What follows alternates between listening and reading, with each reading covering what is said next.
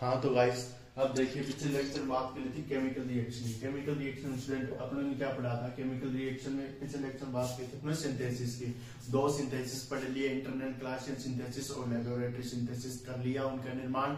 उसके बाद अपने केमिकल रिएक्शन में आ गया बेंजोफ्यूरेन की केमिकल रिएक्शन। स्टूडेंट अपने पास ऑक्सीडेशन आएगा, इलेक्ट्रोफिलिक सब्स्टिट्यूशन, वही जानी मानी है अपना, वही जाने मानी दोस्त है अपनी, वही जानी मानी फ्रेंडशिप अपनी। कौन सी? नाइट्रेशन वाली, हेलोजन वाली, इस प्रकार से। और एक और कौन सी है?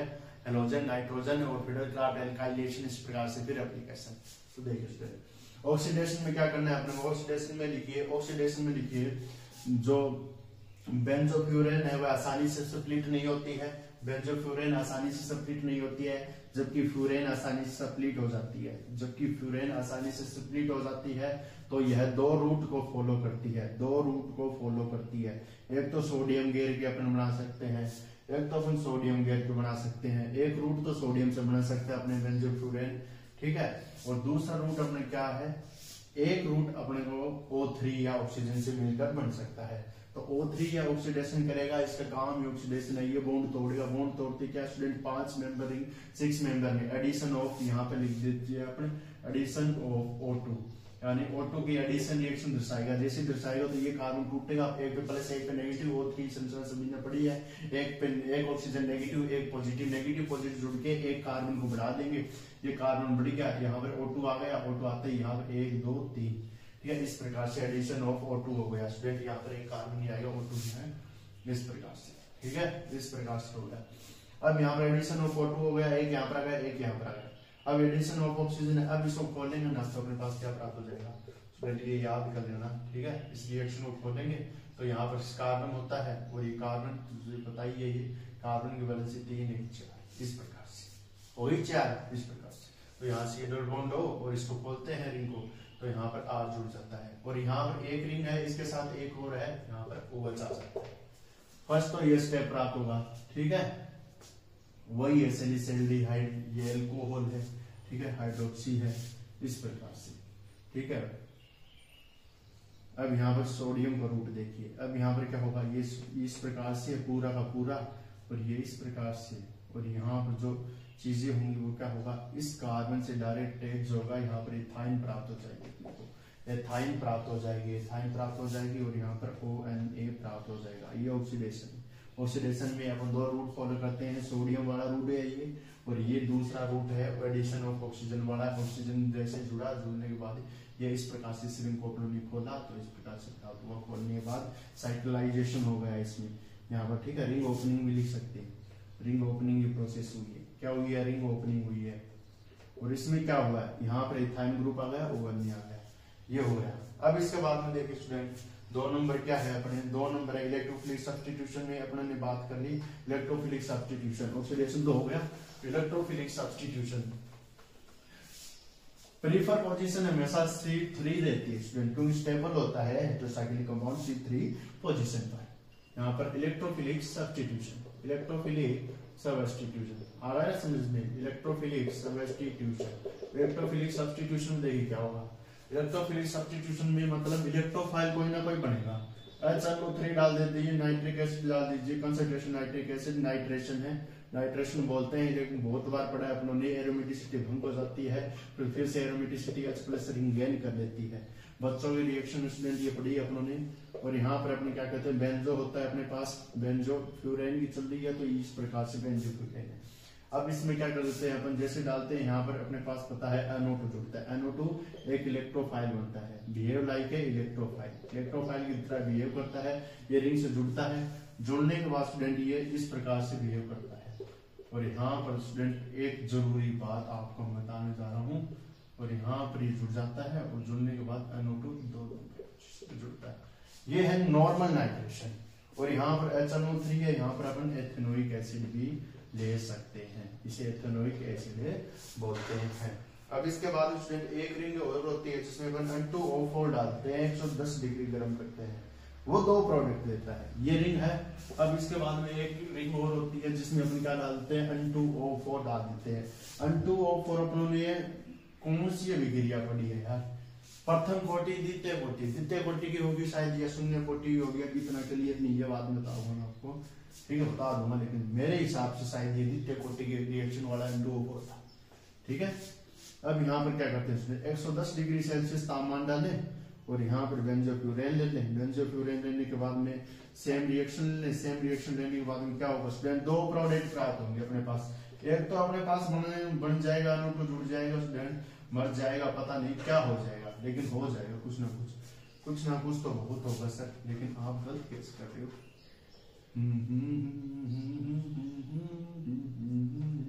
इस प्रकार से हुआ और N2 यहाँ से जुड़ा ना मेरे भाई, N2 जुड़ गया नहीं, ये है यहाँ पर N2 जुड़ा, ये बॉन्ड इसको रिप्लेस करके N2 जुड़ा, 3 नंबर पोजीशन पे जुड़ा स्टूडेंट, और यहाँ पर 3 नंबर पोजीशन 56% प्रोडक्ट देती है अपने को, ठीक है, या 56 प्रोडक्ट देती है 3 नंबर पोजीशन।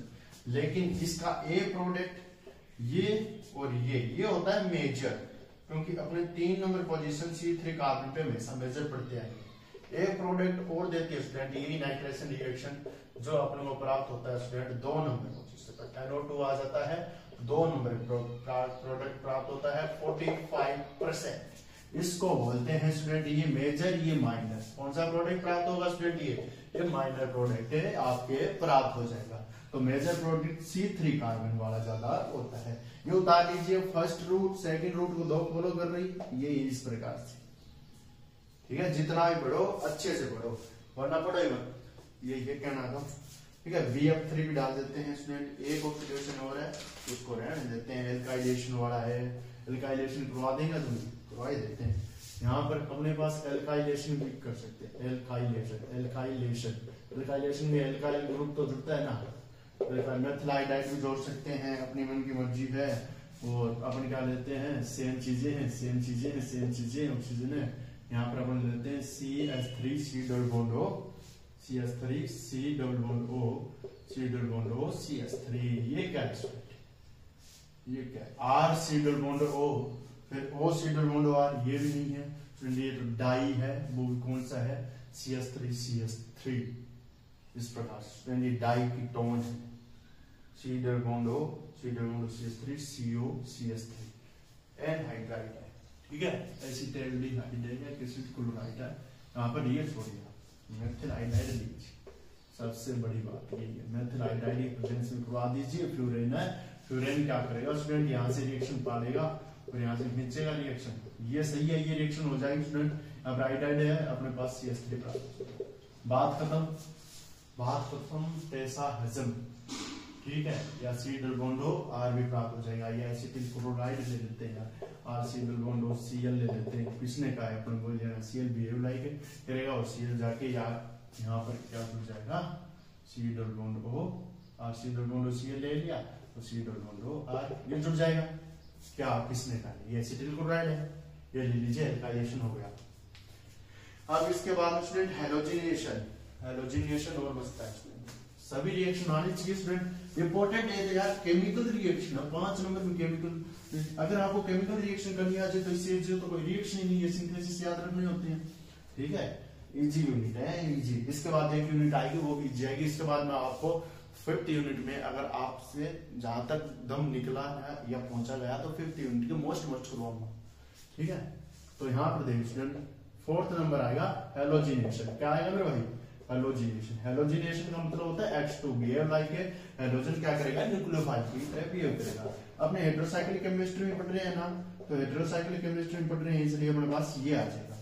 अब इसके बाद में ये आने के बाद अपने H2 आ जाएगा स्टूडेंट, H2 में H पॉजिटिव H नेगेटिव इस प्रकार से कुछ सिनेरियो चलता है, तो ये 2 3 में वैसे जुड़ेंगे, लेकिन यहाँ पर क्या होगा, एडिशन 2,3 एडिशन प्रोडक्ट मिलेगा, एडिशन प्रोडक्ट दर्शाएंगे ये हेलोजिनेशन प्रोडक्ट, 2,3 एडिशन प्रोडक्ट दर्शाएंगे। यहाँ पर सेम, यहाँ पर ये और यहाँ पर ये, यहाँ पर ऑक्सीजन से डायरेक्ट 2 और यहाँ पर 3, 2,3 एडिशन प्रोडक्ट आ गया ना समझ में, तो इस प्रकार से करना है, ये दर्शाते हैं।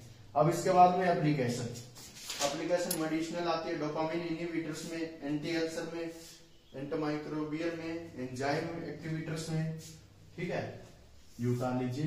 अब इसके बाद आती है एप्लीकेशन, बेंजोफ्यूरेन की एप्लीकेशन, बहुत ज्यादा जरूरी एप्लीकेशन। और मैं आपको जल्दी से आज से अपन स्टार्ट कर देते हैं।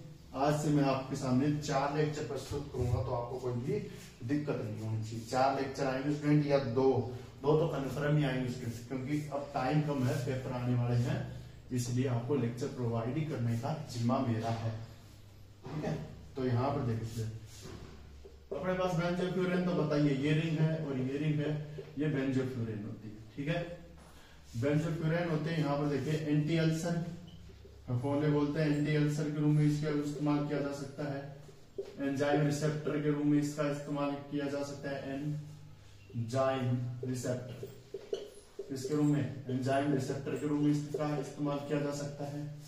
और उसके बाद में anti ulcer, antimicrobial agent, anti microbial drugs, यानी मतलब जो ड्रग्स किससे इंट्रोमाइक्रोबियल ड्रग्स जो कोको से बढ़ती है, माइक्रोबियल सूक्ष्म जीवाणु से बढ़ती है, उसके रूप में। और क्या दे रहे हैं, रिसेप्टर, एगोनिस्ट, एंटागोनिस्ट। ठीक है, एंटी कैंसर, ये तो किसी में लिख देना एंटी कैंसर, एंटी कैंसर तो अपना ऐसा ही है। रिसेप्टर में receptor antagonist and receptor antagonist, antagonist क्या होता है, एंटागोनिस्ट प्रतिजैविक होते हैं इसमें, एंटागोनिस्ट और क्या होता है, एगोनिस्ट। 2 प्रकार के रिसेप्टर है, एगोनिस्ट, इसके बारे में बताऊंगा आपको, एंटागोनिस्ट और एगोनिस्ट रिसेप्टर। रिसेप्टर आपको पता है ना, एंजाइम पर लगे होते हैं, अलग अलग रिसेप्टर्स होते हैं जो क्या करते हैं, अभिक्रिया को तेज भी कर देते हैं। ठीक है, कंप्लीमेंट सिस्टम इनहिबिटर, पूरक सिस्टम इनहिबिटर के रूप में। ठीक है, इस प्रकार से स्टिमेटिया सेल ऑफ इनहिबिटर, स्टिमेटी स्टिमेटिक सेल इनहिबिटर। स्टूडेंट ये बताऊंगा, अभी बताऊंगा आपको क्या होता है इनहिबिटर, क्या होता है स्टूडेंट। अपने पास 2 नाम ऐसे आए हैं जिसका आप लोगों को पता नहीं है, ये नहीं पता मेरे को अभी, और ये नहीं पता, इसको अभी बताता हूँ मैं आपको क्या होता है, दोनों आप लिख लेना। हाँ तो गाइस, अब मैं बता रहा था ना आपको, स्टिमेटिक सेल इनहिबिटर कौन सा होता है स्टूडेंट, ये माइंड में होता है। ठीक है, माइंड सेल होती है ना, माइंड सेल क्या हो जाती है, इसमें ब्लॉक हो जाती है, और व्यक्ति की मृत्यु हो जाती है आफ्टर 2 घंटे के अंदर व्यक्ति मर जाता है। ठीक है, आफ्टर 2 आवर्स। ठीक है, यानी ह्यूमन क्या हो जाता है, डेथ हो जाती है, ह्यूमन की मृत्यु हो जाती है 2 घंटे के अंदर। एगोनिस्ट ब्लॉक माइंड में बोलते हैं, ये होता है स्टिमेटिया इनहिबिटर। और यहाँ पर एंटागोनिस्ट और एगोनिस्ट का मतलब ये एक प्रकार का बायोलॉजिकल रिसेप्टर होता है, जो सेल की क्रिया को बायोलॉजिकल, जो सेल की क्रिया को क्या करता है, नियंत्रण या कंट्रोल करता है, बायोलॉजिकल इनहिबिटर्स।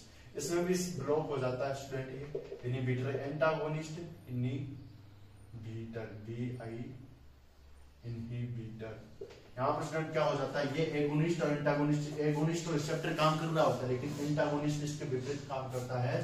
ठीक है, प्रोटेक्ट कर सकते हैं, प्रोटेक्ट करता है या प्रिवेंट या रोकता है। एंटागोनिस्ट क्या करता है, इस प्रकार से एगोनिस्ट एंटागोनिस्ट की क्रिया को रोकता है।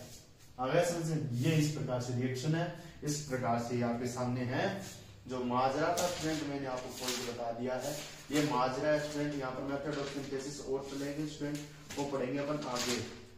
इसमें कुछ 3-4 रिएक्शन और है स्टूडेंट, ये यूनिट और है जो आएगी अपने नेक्स्ट लेक्चर में। मैं इसके बाद में आपको लेके चलूंगा अपन केमिकल बायोलॉजी में चलेंगे। केमिकल बायोलॉजी में आपके पास 3 से 4 एंजाइम में ऐसे चीजें हैं जो बहुत इंपॉर्टेंट है, वो चलनी जरूरी है। स्पेक्ट्रो और एंजाइम को साथ साथ लेके चलेंगे। ठीक है, स्पेक्ट्रो एंजाइम का आज उनकी बारी है, आज उनको मैं बता दूंगा। ठीक है, स्पेक्ट्रो और एंजाइम को साथ साथ लेके चलेंगे। यूनिट नंबर अपने 5 स्पेक्ट्रो पे स्टार्ट कर रखी है, उसको पढ़ेंगे। ओके गाइस, भाई 3 यूनिट हो गई है आपके लिए, कांग्रेचुलेशन स्टूडेंट। इसमें 3 यूनिट आपको मैंने करवा दी। 3 यूनिट में आपको केमिकल बायोलॉजी करवा चुका हूँ।